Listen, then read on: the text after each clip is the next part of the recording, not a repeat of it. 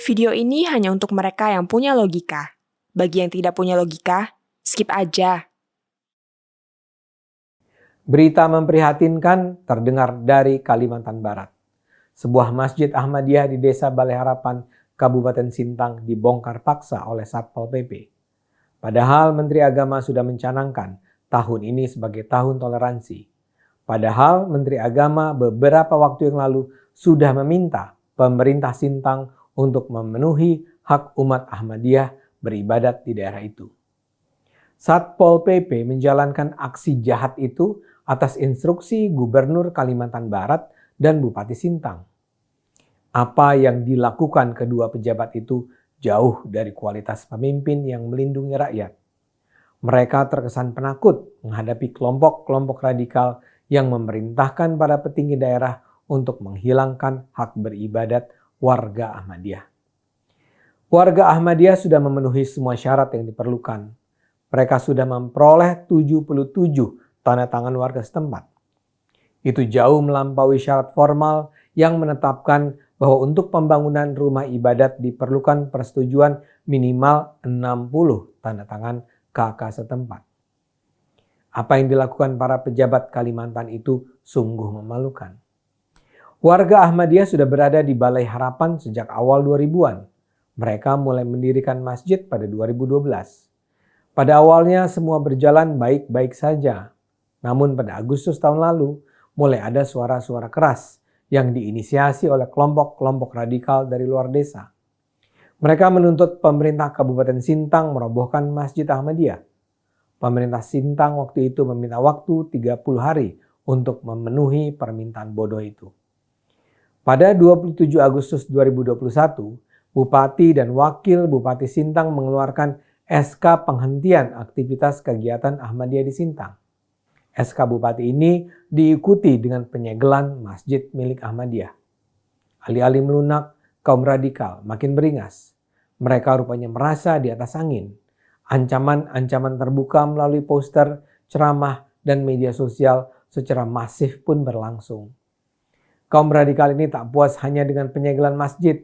Mereka menuntut agar masjid dihancurkan dan jemaah Ahmadiyah diusir.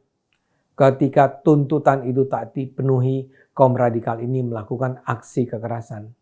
September lalu, Masjid Ahmadiyah itu diteror, diserang, dan dihancurkan. Pelakunya adalah 200 anggota gerakan radikal yang mengatasnamakan Aliansi Umat Islam Sintang dengan motor utama Persatuan Orang Melayu. Musola dan Masjid Ahmadiyah dibakar karena dianggap menyebarkan ajaran sesat. Dengan bengis gerombolan radikal itu menyerbu dan menghancurkan Masjid Miftahul Huda dan rumah-rumah jemaah Ahmadiyah. Untung tak ada korban jiwa jatuh. Kaum biadab ini menganggap kehadiran kaum Ahmadiyah yang sebenarnya hidup dalam kedamaian sebagai ancaman yang meresahkan masyarakat. Ahmadiyah sesat, kata mereka. Mereka menganggap jumlah warga Ahmadiyah yang sekarang sudah mencapai 70 orang di Sintang adalah ancaman terhadap umat Islam. Begitu penyerangan dan penghancuran masjid terjadi, Menteri Agama Gus Yakut sudah meminta aparat keamanan kantor Kementerian Agama di Kalimantan Barat bersama Pemda setempat melindungi jemaat Ahmadiyah. Dia memerintahkan agar peristiwa serupa tidak berulang.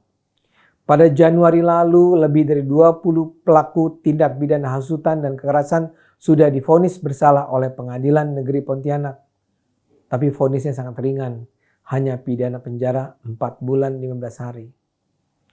Karena itu bila kini terjadi pembongkaran paksa Masjid Ahmadiyah tersebut, ini merupakan tamparan keras yang dilakukan Gubernur Kalbar dan Bupati Sintang. Di Indonesia, Ahmadiyah sudah berdiri sejak 1925 dan telah berbadan hukum melalui ketetapan Menteri Kehakiman sejak 1953.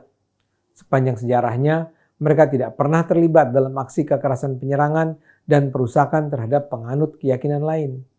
Bahkan salah satu ajaran utama aliran ini adalah bahwa penganutnya harus mendefinisikan jihad sebagai berdakwah dengan cara persuasif dan damai. Jamaat Ahmadiyah hidup damai di hampir 200 negara di dunia. Memang ada sejumlah negara Islam yang melarang Ahmadiyah, tapi itu adalah negara-negara Islam yang terkenal memiliki pemahaman konservatif dan penuh konflik berdarah, seperti di Pakistan dan Arab Saudi. Sedangkan di negara-negara lain, organisasi ini tumbuh pesat dengan jumlah keanggotaan diperkirakan mencapai lebih dari 150 juta orang. Para pengikut Ahmadiyah selama ini justru berperan besar dalam membangun image positif tentang Islam dan dalam penyebaran Islam ke negara-negara barat.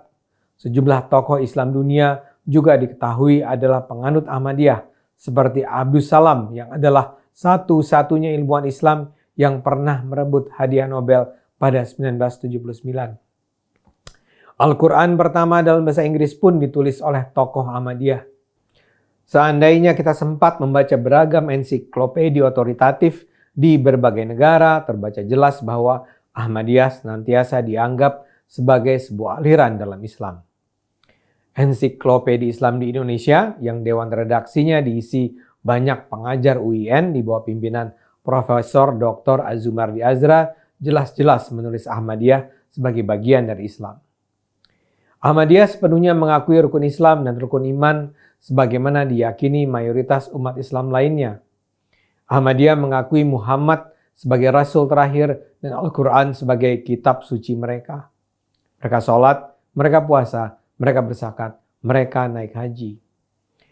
Sumber ganjalan adalah keyakinan penganut Ahmadiyah bahwa di abad 19 yang lalu lahir Mirza Ghulam Ahmad yang kemudian menerima wahyu dari Allah untuk merevitalisasi ajaran-ajaran yang dibawa Nabi Muhammad untuk menyelamatkan dunia Islam yang saat itu sedang terpuruk.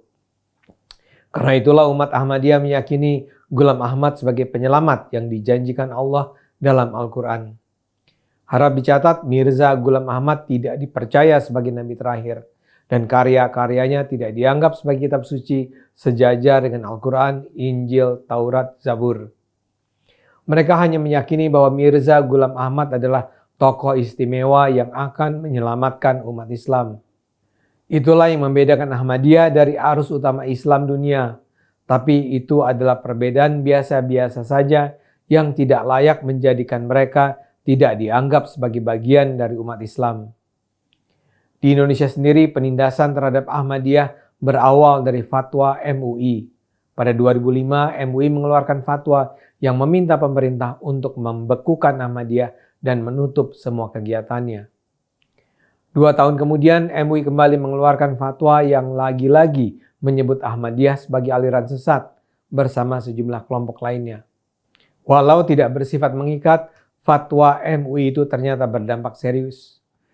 Dalam beberapa tahun sesudah fatwa itu dikeluarkan, para penganut Ahmadiyah di Indonesia menjadi sasaran kekerasan di mana-mana.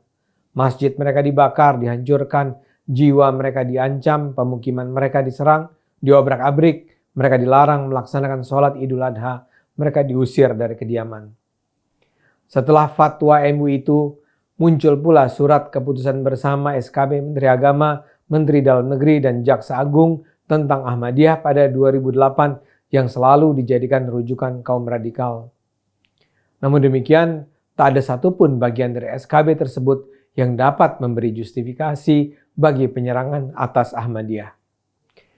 SKB itu hanya memerintahkan seluruh penganut pengurus Jemaat Ahmadiyah Indonesia agar menghentikan semua kegiatan yang tidak sesuai dengan penafsiran umat Islam pada umumnya, seperti pengakuan adanya Nabi setelah Nabi Muhammad. Pimpinan Jemaat Ahmadiyah Indonesia sendiri kemudian mengeluarkan 12 butir penjelasan tentang sikap Ahmadiyah yang antara lain adalah penegasan bahwa Nabi Muhammad adalah Rasul dan Nabi penutup, sementara Ghulam Ahmad adalah guru, mursyid, pendiri, dan pemimpin Ahmadiyah. Dengan pernyataan itu sangat jelas bahwa Ahmadiyah di Indonesia tidak layak disebut sebagai ajaran sesat. Karena itu, apa yang dilakukan di Sintang sama sekali tidak bisa diterima. Pemerintah pusat harus segera bersikap. Tak ada ruang di Indonesia ini bagi kaum radikal yang menindas hak setiap warga untuk beribadat sesuai dengan keyakinan masing-masing. Ayo terus gunakan akal sehat, karena hanya kalau kita gunakan akal sehat, bangsa ini akan selamat.